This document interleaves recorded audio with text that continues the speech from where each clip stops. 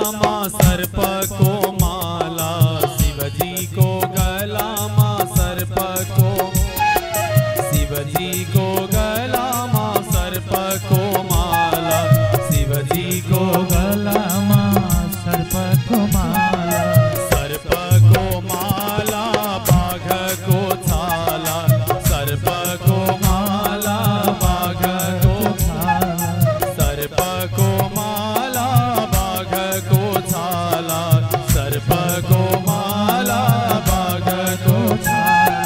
पार्वती साथ माली नंदी मां सवार छ, पार्वती साथ माली नंदी मां सवार, हमरो भोले बाबा को कृपा अपार छ, हमरो भोले बाबा को कृपा अपार, लीला अपार छ महिमा अपार छ, लीला अपार छ महिमा अपार छ, हमरो भोले बाबा को कृपा अपार छ, हमरो भोले बाबा को कृपा अपार छ, हमरो भोले बाबा को कृपा अपार छ, हमरो भोले बाबा को कृपा अपार छ, हमरो भोले बाबा को कृपा अपार छ, हमरो भोले बाबा को कृपा अपार छ।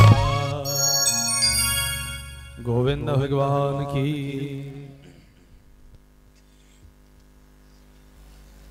परम मंगलमय परात्पर अखिलेश्वर अकारण करुणा वरुणालय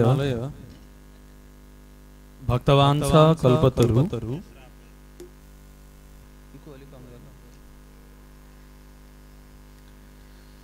तड्डित विद्युत विनिंदित पीतांबरधारी भगवान बालकृष्ण को साक्षात वाङ्मयी प्रतिमूर्ति श्रीमद् भागवत महापुराण सप्ताह ज्ञान यज्ञ को आज हामी पहिलो दिनको यो पहिलो सायंकालीन सभा बेलुकीको सत्रमा उपस्थित भएका छौं। समुपस्थित हुनुभएका समस्त श्रोता सज्जन भक्तवृन्दहरू, यहाँहरू सबैको हृदयमा निवास गर्नुहुने भगवान बालकृष्णको सुकोमल श्री चरणारविन्दमा बारम्बार नमन गर्दै दण्डवत गर्दै आउनुहोस् समादरणीय सज्जन महानुभाव, हामीहरू यस घरमा गत वर्ष यस्तै समयताका दिवंगत हुनुभएको ममतामयी परम स्नेही माता रत्नकुमारी भट्टराईज्यू र धेरै वर्ष पहिला दिवंगत हुनुभइसकेका ईश्वरी प्रसाद भट्टराईज्यू र लगायत सम्पूर्ण वशिष्ठ गोत्रीय पूर्वजहरूको भगवानको धाममा बास होस् भन्ने परम पवित्र हेतुलाई लिएर श्रीमान शम्भु भट्टराई, टीका भट्टराई, त्यस्तै गरेर केशव भट्टराई, सरस्वती भट्टराईज्यू र साथै विशेष जोड दिनुहुने माधव भट्टराईज्यू र गंगा भट्टराईज्यू र उहाँका सम्पूर्ण कुल कुटुम्ब परिवार छोरा नाति, यहाँहरू सबै सज्जनहरूले मिलेर यो भागवतको सप्ताहव्यापी कार्यक्रमको समायोजन गर्नुभएको छ। आदरणीय सज्जन महानुभावहरू, भाग्यशाली छौं तपाईं हामीहरू। यहाँहरू त झन् यसै पनि भाग्यशाली हुनु भइहाल्यो, यहाँहरूका पूर्वजहरू परम भाग्यशाली हुनुहुन्छ जो यो सप्ताहव्यापी कार्यक्रममा सहभागी पनि र अन्य सज्जनहरू तपाईं हामीहरू पनि सहभागी भएर भागवतको सप्ताहव्यापी कार्यक्रममा हामीले भगवानका दिव्य अतिशय दिव्य गुणानुवादहरूलाई श्रवण गर्ने सौभाग्यलाई पाइरहेका छौं। सज्जनहरू, हामी बेलुकीको सत्र अब यो खास भन्ने हो भने खुला सत्र जस्तै हो, हुन्छ नि। यो कार्यक्रमहरुमा राजनीतिक कार्यक्रमहरु संस्थागत कार्यक्रम भयो भने बन्द सत्र र खुला सत्र जस्तो हुन्छ। पहिला खुला सत्र हुन्छ अनि बन्द सत्र हुन्छ। खुला सत्रमा चाहिँ स्वतन्त्र भाषणहरु हुन्छन् अनि बन्द सत्रमा चाहिँ मूल कुराहरु अब नीति तथा कार्यक्रम पास गर्नु पर्ला, के गर्नु पर्ला हैन, विधान संशोधन गर्नु पर्ला, सबै भइहाल्छ। नयाँ कार्य समिति चयन गर्ने त यो एक हिसाबले भन्ने हो भने यो सायंकालीन सभा एक प्रकारले दिउँसोको सत्र बन्द सत्र जस्तो हुन्छ, किनकि हामी भागवतकै एकदमै निहित कथा प्रसंगमा अडिनु पर्ने हुन्छ। यसमा पनि यो भागवत व्यक्तिगत रूपमा आयोजन भएको कार्यक्रम, यहाँ पूर्वजहरुको उद्धारको कामना लिएको छ। वक्ताको एउटा मर्यादा हुन्छ, भन्नेवाला वक्ताले एउटा मर्यादामा रहनै पर्छ, सुन्नेवाला श्रोताले पनि एउटा मर्यादामा रहनु पर्ने हुन्छ। यो सायंकालीन सभाको चाहिँ एउटा उद्देश्य के हो भने नि हाम्रो नेपाली चलनले खासमा महात्म्यको कथा हामीले भारततिर पनि हेर्यौं भने पहिला महात्म्य सकिएर अनि भागवत सुई सुई सुनाउनुहुन्छ के वक्ताहरुको त्यस्तो चलन छ। तर हामीका चाहिँ बेलुका अब दिनभरि काम गर्नुपर्ने अरु सबै व्यक्तिलाई आउन अनुकूल हुँदैन। अब बेलुकाको समय चाहिँ यसो सदुपयोग गरौँ न त भनेर भन्दा के गर्ने त भन्दा महात्म्य हो महात्म्य सुनाउन त भन्ने एउटा नेपाली चलन हो। तर यसरी नभन्दा पनि भागवतको मर्यादा उल्लङ्घन चाहिँ हुँदैन है। र पनि हामी सत्संगका दृष्टिले यो कथालाई हामीले सञ्चालन गरिरहेका छौं। यहाँनिर समादरणीय सज्जन महानुभावहरू, म हजुरहरूलाई धेरै कुराहरू अब धेरै भन्दा धेरै कुराहरू यो महात्म्यको सत्रमा अटाओस्, किनकि मलाई जहाँसम्म लाग्छ चन्द्रनेगापुरमा अब चपुरमा अहिले त चन्द्रपुर है, चन्द्रपुरमा यति धेरै भागवत भइसक्यो कि जस्तो पाए त्यस्तै नयाँ पण्डितजी आएर कथा भन्यो भने त उफ पण्डितजीले कथा बिगारे भन्ने भइहाल्छन् श्रोताहरू। त्यति धेरै याद भइसकेको छ, सबैलाई नभए पनि धेरैलाई याद भइसकेको छ। अब त्यही हुनाले कस्तो हुन्छ भने कथा त हजुरहरूलाई सबै थाहा छ, हेर्नुहोस् लगभग जान्नै पर्ने कथा के हो भने सुत सौनकादिको संवाद छ। नारदजीले आफ्नो दुःखको कुरा भक्तिले दुःख पाइन्, ज्ञान वैराग्यले दुःख पाए भक्तिका छोराहरूले भन्ने कुरा भन्नुभयो। अनि अब उनका लागि भागवतको आयोजन भयो, सबैको कल्याण भइरहेको थियो। को कसो कल्याण गर्छ भन्दा उही मरेर गएका प्रेतको त कल्याण भयो, धुन्धुकारी प्रेत बन्दाखेरि त्यसको पनि कल्याण भएको थियो भन्ने यति कथा यो 6 दिनभित्र सकिन्छ। 6 अध्याय चाहिँ एक अध्याय सुन्ने परम्परा छ नि त प्राय। तर अब मैले पहिला पनि त्यस्तै गर्थेँ, अहिले पनि त्यस्तै गर्छु। अध्याय पछि कथा सुन्ने भन्दा जति सकिन्छ त्यति सुनिन्छ। र अन्य हाम्रा पुराणहरूसँग सम्बन्धित विभिन्न कुराहरू जो छन्, जो जान्नु पर्ने छ, कति कुरामा भ्रम छ हैन, ती भ्रम भएका कुराहरूलाई लिएर पनि केही कुराहरू नयाँ जिज्ञासाहरू केही प्रश्नहरू उठ्ने भयो भने त्यसलाई पनि समाधान गरौँ। र केही महात्म्यको कथा पनि यसै बीचलाई पारेर म हजुरहरूलाई सुनाउँछु। बाँकी भजन कीर्तन त भइ नै हाल्ने छ। त्यसमा पनि यत्रो खर्च गरेर यति व्यवस्थित रूपमा माथिबाट शीतले असर नगरोस्, तलबाट चिसो नआओस् भनेर पराल पनि छ, माथिबाट पाल पनि छ, टाढै बसेर पनि सुन्न गाह्रो नहोस् भनेर साउन्ड सिस्टम पनि यति मिठो साउन्ड मिलाइदिनु भएको छ हैन, भन्नै पर्यो। तो यसरी हामीहरूले भागवतको यो कथालाई, महात्म्यको यो कथालाई श्रवण गर्छौं। र अब हाम्रा कलाकार बन्धुहरू अरू झाँकीहरू गर्ने पनि हुनुहुन्छ।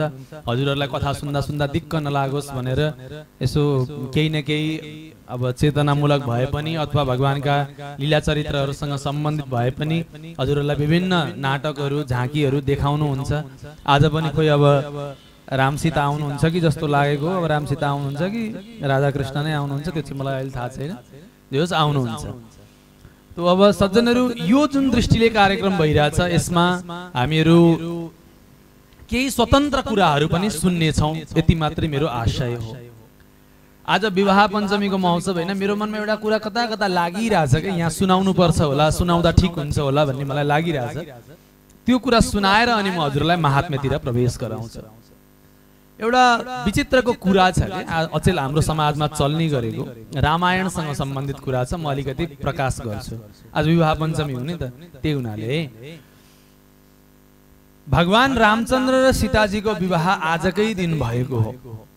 भगवानले शिव धनुषलाई तोड्नु भयो हैन, प्रत्यञ्चा चढाउने क्रममा 3 टुक्रा भयो। अब यो एउटा टुक्रा के भनिन्छ भने एउटा टुक्रा स्वर्गतिर गयो, एउटा टुक्रा चाहिँ धरतीतिर गयो रे, जमिनभित्र गयो रे पातालमा। एउटा टुक्रा चाहिँ उछिटिएर त्यही जनकपुरको नजिकै जहाँ गएर त्यो टुक्रा बस्यो त्यही टुक्रा चाहिँ धनुषा धाम भनेर प्रसिद्ध भयो। र त्यही धनुषा धामकै नामबाट जिल्लाको नाम पनि धनुषा भएको खास। र अब जनकपुर को आसपासको पेरिफेरी यो क्षेत्रसँग एक हिसाबले हेर्ने हो भने यो पनि मिथिलाकै क्षेत्र हो, किनकि राजा जनकको त्यो बेलाको क्षेत्र त निकै विशाल क्षेत्र थियो नि त। तो सज्जनहरू, यो एक हिसाबले हामी कहीं न कहीं कुनै न कुनै रूपमा राम सीताका वनवासका कुराहरूमा, लीलाका कुराहरूमा, यी आसपासमा भएका कुराहरूलाई पनि हामी कतिपय कुराहरू सुन्न पाउँदछौँ। र विवाह भए पश्चात जब रामजीको वनवास भयो, फर्केर आउनु भयो हैन, त्यतिखेर रावणले जब सीताजीको हरण गरेको थियो नि, सीताजीको हरण गरे पश्चात अब रावणको वध गर्नुभयो भगवान रामले। रावणको वध भए पश्चात सीताजीलाई जब लङ्काबाट फिर्ता अयोध्या लिएर आउन लागिएको थियो, त्यतिखेर के एउटा वचन थियो भरतजीको यतापट्टि भने, एक दिन पनि 14 वर्षबाट एक दिन पनि बढी भयो भने दाजु तपाईले मेरो त अनुहार देख्न पाउनुहुन्न भनेर प्रतिज्ञा गर्नुभएको थियो। म अग्नि समाधि लिन्छु, म मर्नेछु, तपाईले मलाई देख्नुहुन्न भनेर प्रतिज्ञा गर्नुभएको थियो। भरतजीले त वनवास जान दिन खोज्नु भएको थिएन। अनि अब यही प्रसङ्गमा फर्केर हतार हतार आउनुभन्दा अगाडि सीताजीको पवित्रताको जाँच गर्ने नाममा अग्नि परीक्षा भएको कुरा आउँछ है। त मैले यहाँ अग्नि परीक्षासँग केही कुराहरू सम्बन्धित कुराहरू म हजुरहरूलाई अलिकति प्रकाश गरौँ जस्तो मलाई लागेको छ। किनभने अचेलको समाजमा एउटा प्रश्न बडो टड्कारो छ के पवित्रताको परीक्षा नारी जातिले मात्रै दिनुपर्ने हो, पुरुषले चाहिँ पवित्रताको परीक्षा दिनु नपर्ने? किन सीताजीले यत्रो पवित्र भएर रावणका समीप रहँदा पनि एउटा त्यो सिन्कामा उहाँले के गर्नुभएको थियो नि, रावण यो मेरो एउटा सिन्का तैँले पार गरिस् भने पनि त जलेर भस्म हुनेछस् भनेर त्यो सिन्का राख्नु भएको त्यो डोरो त्यो रावणले उल्लङ्घन नै गर्न सकेन कहिले पनि। यस्तो शक्ति भयो कि सीतालाई रावणले हरण गरेर लिएर गएर कसरी राख्न सक्यो होला? फेरि हजुरहरूलाई अर्को एउटा यो सँगसँगै जिज्ञासा पनि बनोस्, म यसको समाधान पनि हजुरहरूलाई गर्छु। अर्को एउटा कुरा के थियो भने नि, हेर्नुहोस् पूर्व समयको कुरा, त्रेतायुग, सत्ययुग, द्वापर युग सम्मको पनि कुरा के हो भने पवित्र पतिव्रता नारीलाई हर कोही पुरुषले स्पर्श गर्न पनि सक्दैन थियो। त्यो बेलामा पतिव्रता नारीलाई कुदृष्टि राखेर स्पर्श गर्नेवाला पुरुष जलेर भस्म हुन्थ्यो। र इतिहास साक्षी छ, एउटा कुरामा इतिहास साक्षी छ, जो पुरुषले कुदृष्टि राखेर बदनियत राखेर कुनै पनि स्त्रीको केसमा हात लगाएको छ त्यसको वंश समूल नाश भएको छ। यस्तो भएको छ। प्रमाण हेर्नुहुन्छ भने दुईटा इतिहासलाई पल्टाएर हेर्नुहोस्। एउटा इतिहास रामायण हो, वैदिकमा हाम्रा वैदिक शास्त्रमा दुईवटा इतिहास छन् के, एउटा छ रामायण, अर्को छ महाभारत। यसलाई इतिहास भनिन्छ।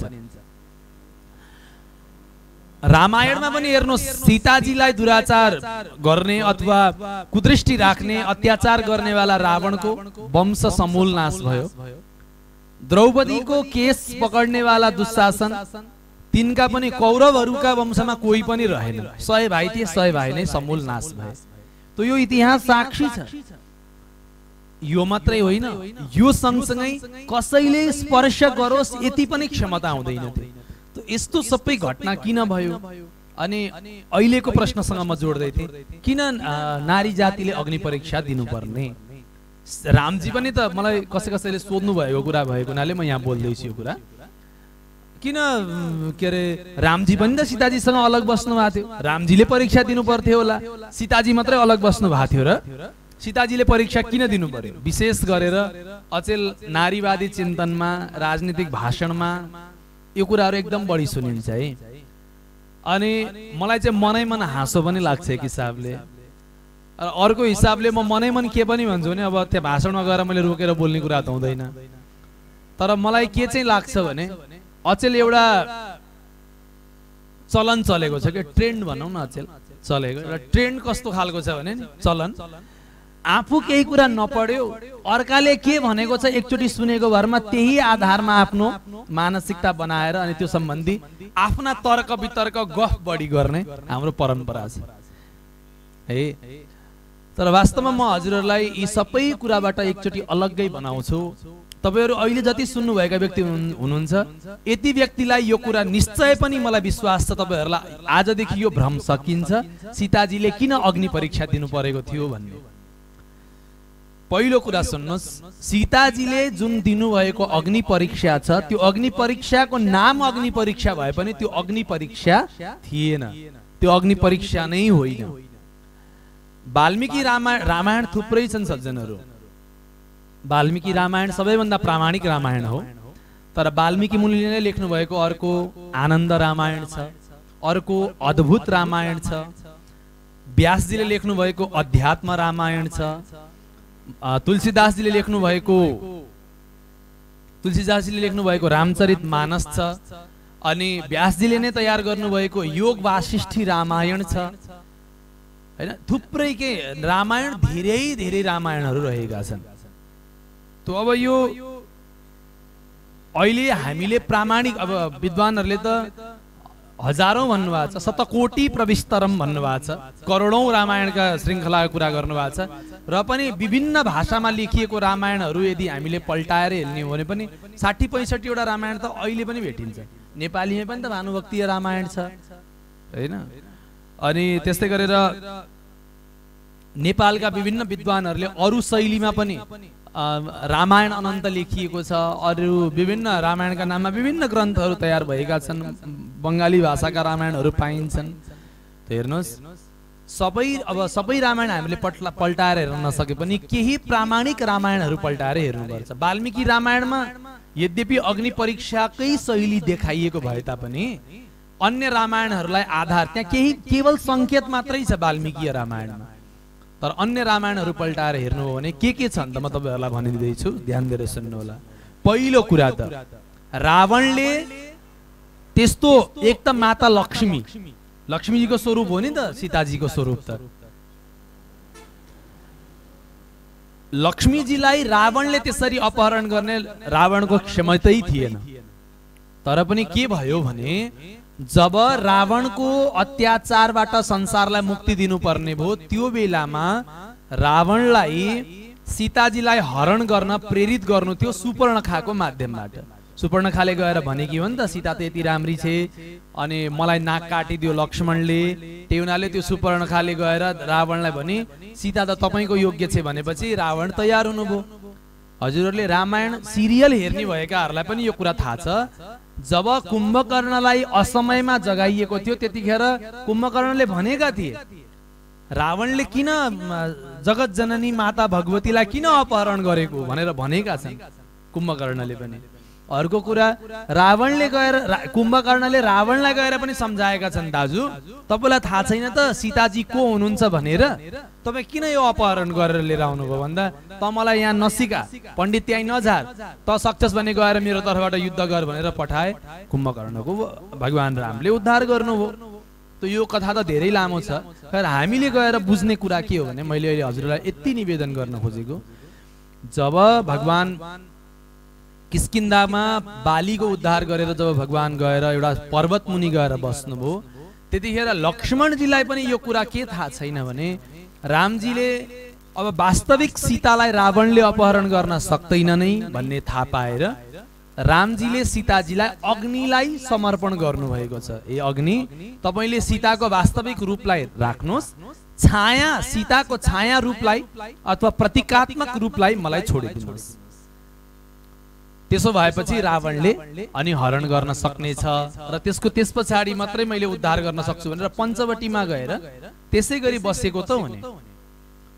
अनि जब रावणको मृत्यु पश्चात अथवा उद्धार गर्नु भएपछि अग्नि परीक्षाको कुरा आयो, लक्ष्मणजीले सबैभन्दा पहिला विरोध गर्नुभयो। लक्ष्मणजीले भन्नुभयो, दाजु अग्नि परीक्षा त म मेरो भाउजूलाई लिन दिन्न। किन?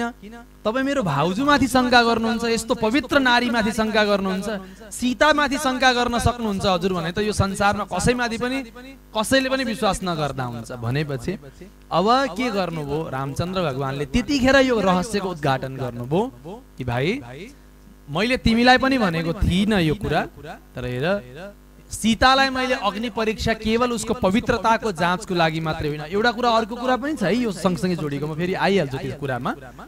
पहिला यति बुझ्नुहोस्, रामचन्द्र भगवानले के भन्नुभयो भने मैले सीताको परीक्षा गरेकै होइन, अग्निमा लुकाएको यो सीतालाई मैले अब तुरुन्तै अग्निबाट फिर्ता लिएर जानु छ, किनकि भरे ढिलो भयो भने भरतले उता फेरि आफूलाई जलाएर भस्म गर्नेछन् र उनको शरीर छुट्नेछ। त्यो हुनाले छिटै यहीँबाट म अग्निबाट सीतालाई प्राप्त गरेर मैले जो लुकाउन दिएको सीता छ त्यो सीतालाई म लिएर म फर्किन्छु, यो कुरा भन्नुभयो। त्यही हुनाले केवल अग्नि परीक्षा होइन सज्जनहरू। भगवान राम र सीताको प्रेम यति अद्भुत छ।